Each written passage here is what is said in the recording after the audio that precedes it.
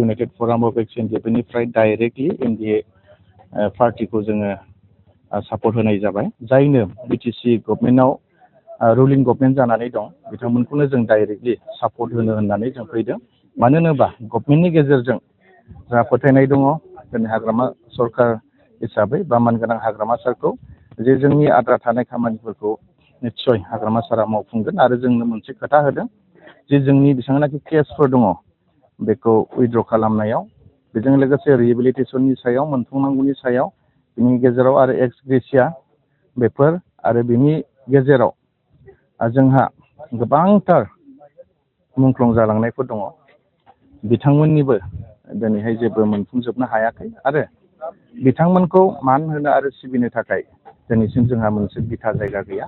फैबाय थानाय जि बिसायख'थि बेवहाय जोङो इउनाइटेड फराम अफ एक्स एनडिएफनिफ्राय डाइरेक्टलि एनडिए पार्टिखौ जोङो सापर्ट होनाय जाबाय। बेखौ थांनाय 26 तारिख मार्चआव जों डिक्लेयार खालामनाय जादोंमोन। थिग बिदिनो दाब दाब जायगायाव डिस्ट्रिक्ट मोनफ्रोमबो जायगाफ्राव दिनै सापर्ट होनो होननानै बयबो ओंखारजोब्बाय आरो सावरायनाय जाबाय। जों मानि थाखाय सापर्ट होदों होननानै बुङोब्ला बेनो जाहैबाय जोंहा एनडिएफबि हिसाबै बा एक्स एनडिएफबि हिसाबै जोंहा गोबांथार आद्रा मावनो गोनां खामानि दङ। जेरै थांनाय 2020 मायथाइनि 27 जानुवारियाव जि मोनसे सान्थि सुक्ति एकर्ड जानानै थांबाय नाथाय बियो एमअएसआव जेरैबायदि लिरनाय दङमोन दिनैसिम बियो फुलफिल जायाखिसै। बेनिखायनो दिनै जायनो बिटिसि गभर्नमेन्टआव रुलिं गभर्नमेन्ट जानानै दं बिथांमोनखौनो जों डाइरेक्टलि सापर्ट होनो होननानै जों फैदों।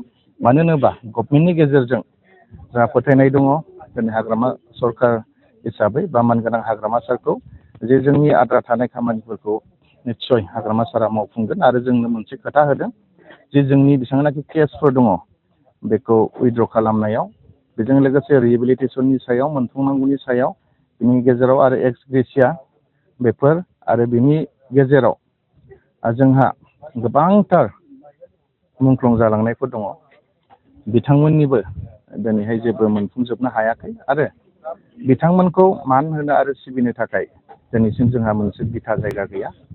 बेनिखायनो जोङो मानगोनां हाग्रामा सारजों जों सावरायदों आरो दाब दाब जायगाफोराव मार्टियार्सनि मुङाव सेमेट्रि लुनो बिथाङा खोथा होदों। बिनि थाखायनो जों बिथांखौ रोजा रोजा साबायखर होयो आरो बिनि गेजेरजोंनो जोङो मानगोनां हाग्रामा सारनि जि पार्टि बा एनडिए बेखौ जों डाइरेक्ट सापर्ट होनो होननानै जों ओंखारबोदों।